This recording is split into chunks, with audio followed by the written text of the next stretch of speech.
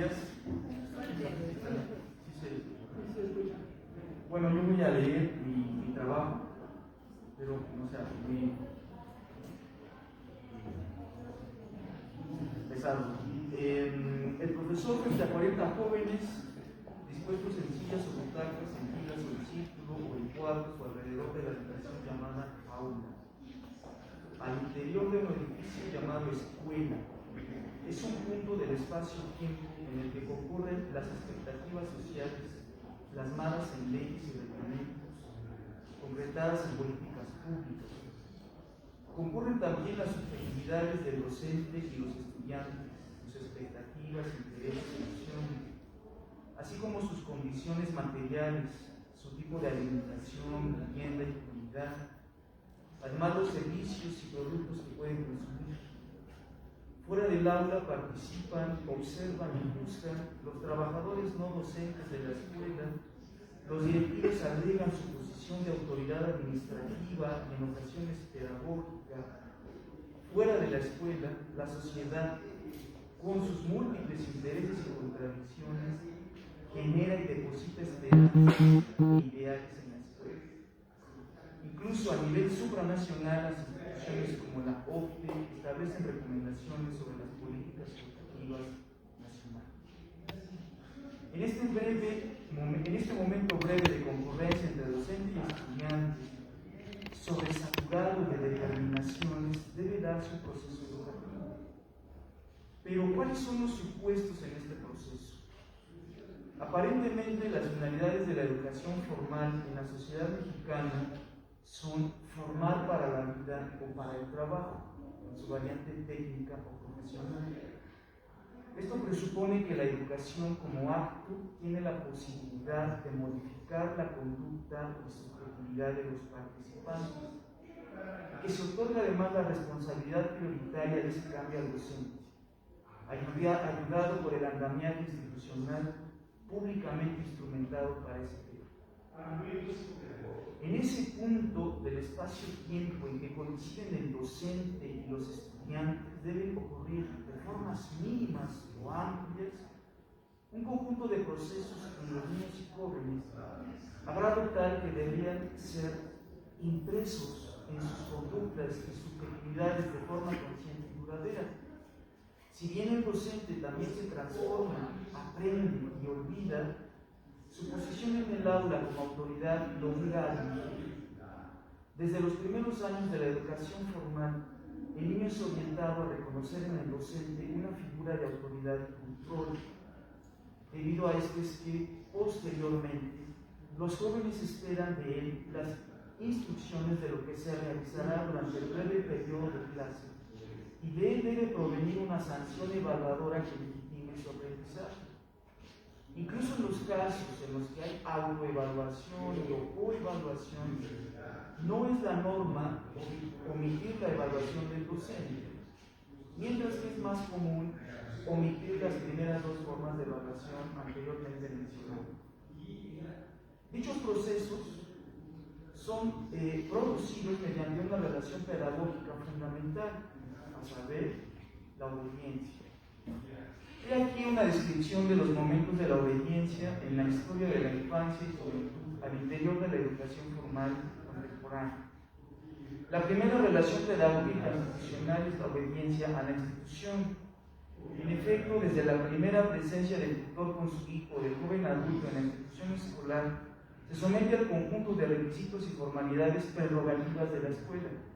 Es condicionado a presentar la documentación que acredita su identidad, que certifica, si es el caso, su escolaridad acorde con el nivel solicitado, el horario disponible, la vestimenta y la educación básica, y en la mayoría de la educación media, y en algunos casos incluso en la educación superior.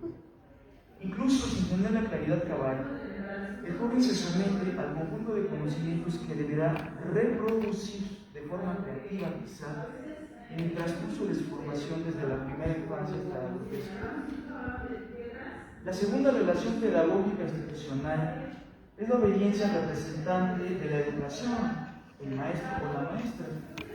En este ambiente nuevo, que es el edificio escolar, con situaciones y personas diferentes a las del hogar, suele aparecer en primer lugar el docente, como guía que introduce unas formas de comportarse, escuchar, hablar, responder, escribir, crear, interactuar, sentir, pensar. Casi de forma simultánea aparecen los compañeros y compañeras que consideren modelos a imitar o contrarios. No de otra forma suele ser la relación primaria entre el docente y el infante, sino la obediencia ante la figura de autoridad. La tercera relación pedagógica institucional es la obediencia de la reproducción. Desde la primera infancia el niño debe interactuar con objetos como el lápiz y el papel, el libro o el dispositivo electrónico y reproducir signos gráficos, sonoros o prácticos indicados por el docente, desde los puntos y las líneas hasta el cálculo integral, desde las vocales y las sílabas hasta los ensayos y las ponencias académicas. Pero también elementos tan íntimos como el tono de voz, la forma de caminar y de hablar, son observados, sancionados por el docente y en el estudiante con la finalidad de promover en detrimento de otras formas de ser. Por lo anterior es plausible afirmar que la educación formal tiene una fuerte carga de sumisión. Implica la administración de la vida de la población joven con miras a lograr la reproducción de habilidades, actitudes y conocimientos socialmente prioritarios. Podría objetarse que la educación formal no es prioritariamente obediencia.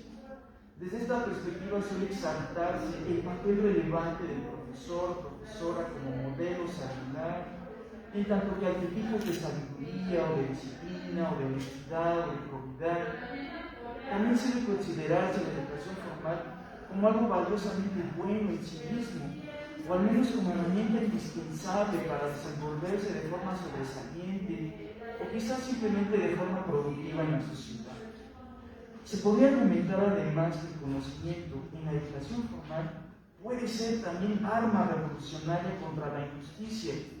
En resumen, la educación formal es valiosa por la moralidad, o por el conocimiento en sí mismo, o por su utilidad social, o porque la verdad libera.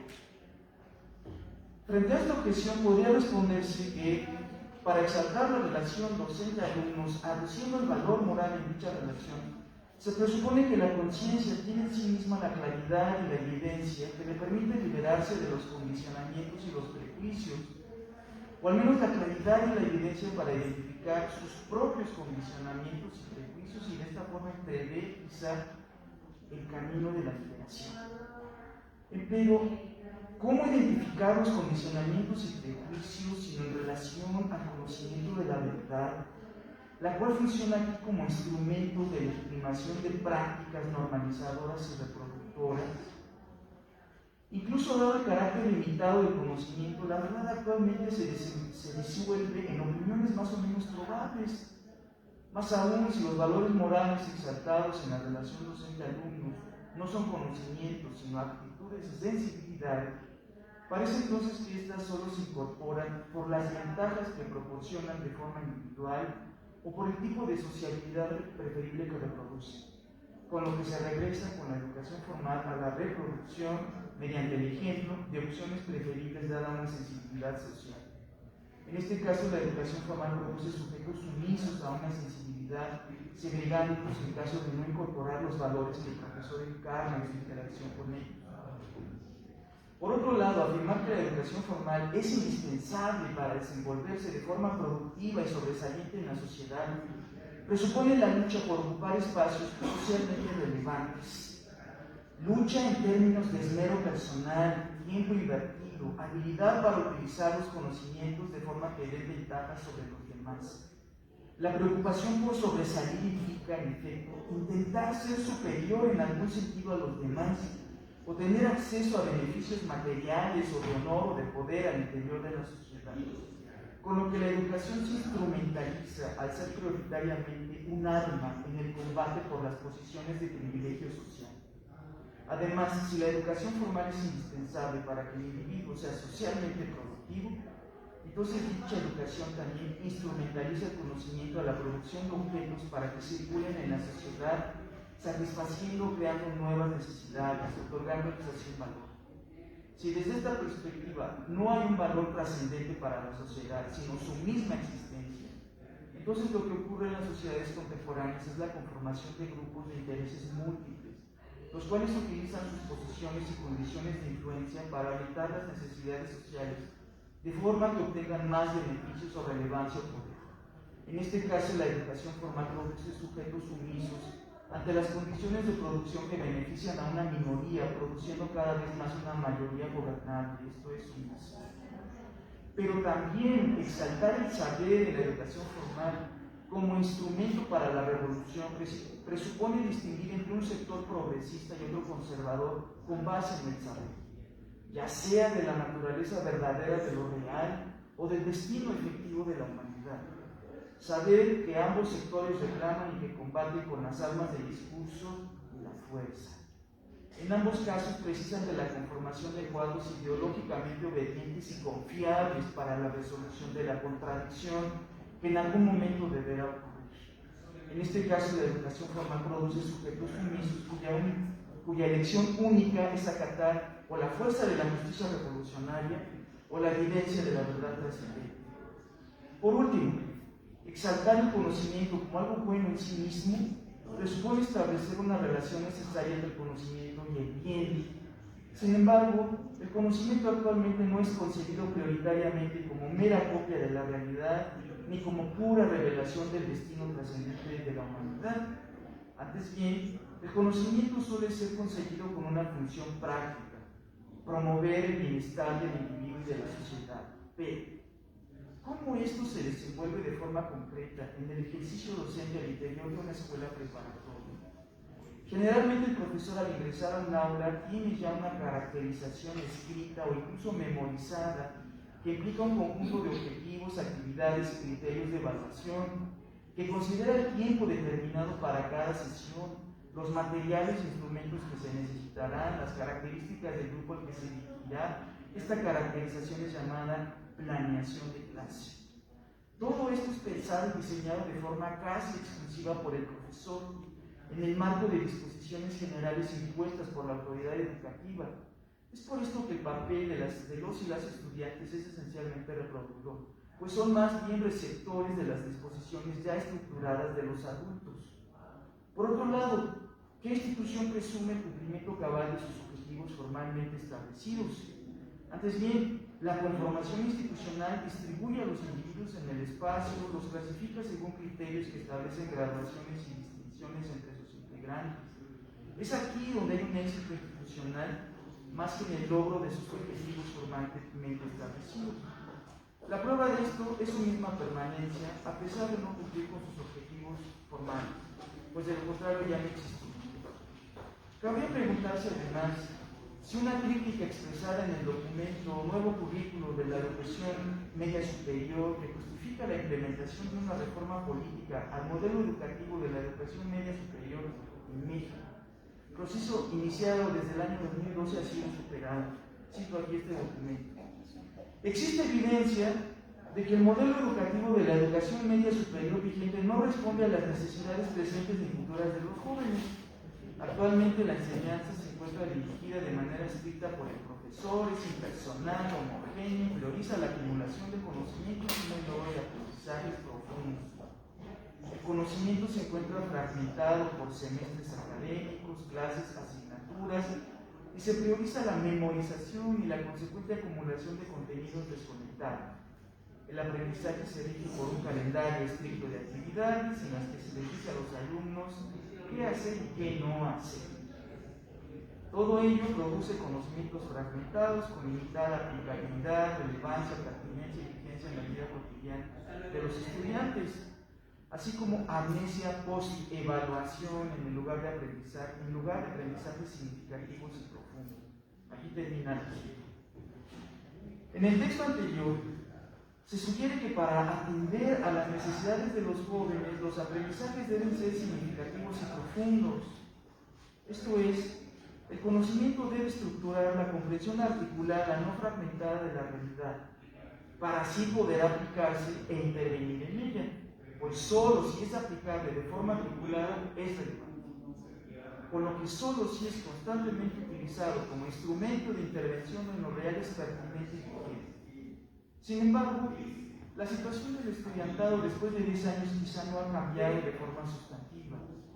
La necesidad de quien aprende y la autoridad que determina qué, cómo y para qué aprender en el espacio concreto del aula son estructurados por el mecanismo político de gobernanza, es decir, el uso del tiempo de los individuos implicados, su turno de labores, sus horas clase y su distribución en un espacio, el encierro en una institución, sus grados, listas de clases, asignaturas, espacios y funciones diferenciadas. Más aún, ¿cómo se determinan las necesidades de los jóvenes, sino en función de las expectativas de las sociedades adultas? Además, ¿no es de hecho la planeación de clase la estricta dirección del profesor? ¿Acaso las opiniones de los estudiantes no dejan de ser eso, opiniones, que el docente puede considerar y que él define en última instancia el tiempo y la forma cómo incluirlas a su planeación? ¿No se supone que para planear un curso el docente debe ya saber el conjunto de conocimientos, habilidades y actitudes que los estudiantes deberán desarrollar? ¿No es este saber previo del docente lo que lo posiciona precisamente como instructor y por eso como director del curso? Suele considerarse como forma de inclusión de los intereses juveniles el relacionar los contenidos temáticos de las materias con sus experiencias o habilidades. De esta forma, por ejemplo, la expresión juvenil llamada slang es utilizada para verbalizar un tema o varios de varias materias. Otra forma es pedir al estudiante que exprese una vivencia personal que pueda comparar con algún contenido temático de la materia escolar en cuestión. Sin embargo, es esta una relación artificial, en la medida en que no es dicho tema su interés, sino su forma de expresión o habilidad expresiva lo relevante. El horizonte en estos casos no suele ir más allá de aprobar la materia. Además, ¿qué es la enseñanza impersonal sino la obligación laboral de mostrar a 40 jóvenes la importancia de la escuela y sus disposiciones? ¿Qué es la enseñanza homogénea sino instruir la misma actividad para una colectividad diversa, reunida por el azar del grupo académico? Además, ¿acaso la acumulación de conocimientos ha dejado de ser criterio fuerte para valorar la capacidad de desenvolverse en diversos contextos sociales, o al menos para aprobar los exámenes de ingreso a la educación superior, a menos de que la misma educación superior limita sus espacios mediante los exámenes de ingreso? Ahora bien, en el documento anteriormente citado, la Secretaría de Educación Pública define la función docente en los siguientes textos. Sí, los docentes de la educación media superior son mediadores entre los saberes y los estudiantes, el mundo social y escolar, las habilidades socioemocionales y el proyecto de vida de los jóvenes. De esta manera, el docente es determinado como un instrumento de comunicación entre la juventud y las expectativas e ideales sociales expresados en políticas públicas. Sin embargo, ¿en qué consiste esta separación entre el estudiante y el saber, entre el mundo social y el mundo escolar, entre las habilidades socioemocionales y el proyecto de vida de los jóvenes? Quizá el mandato social que asigna una función y modo de ser a los individuos que conforman una colectividad es el que origina esta separación, misma que el docente tiene la función de ayudar a disminuir. Es decir, las políticas educativas definen un deber ser para los estudiantes y en esta definición abren un distanciamiento respecto a su modo de ser inmediato y concreto. Esta diferencia entre lo que los jóvenes son y lo que deben ser es resultado de la instauración de una política pública, pues busca orientar a la juventud en direcciones específicas no evidentes para ellos mismos en el momento de su propia instauración. Sí. Bueno, pues voy a saltar a mi conclusión, en donde pues hago una crítica o intento resumir el papel del docente en todo este sistema de estructurado que es la educación formal. Dice, el docente que suscribe este documento percibe que la educación formal conlleva una fuerte carga de sumisión entre el estudiante y la escuela. La disciplina, en sentido Foucaultiano, es un concepto útil para describir las formas en las que la juventud sigue siendo moldeada para reproducir patrones de conducta, proceso real en la expresión del ideal de formar para la vida o para el trabajo. Si bien hay una diversidad de intentos para desestructurar una concepción reproductora de la educación, uno de los cuales parece ser la autogestión educativa, No deja de percibirse una violencia en cuanto a los derechos laborales de los docentes bajo la suposición de que la figura laboral de base genera conformismo. Si las propuestas de transformación educativa dejan en segundo lugar las condiciones materiales de existencia del docente y exigen su inserción en proyectos de trabajo que no le brinden una seguridad material básica, no dejarán de ser otra nueva versión de la explotación a causa de la angustia ante el carácter efímero y contradictorio de los ideales y sueños humanos. Bueno, pues esa sería mi conclusión. Gracias.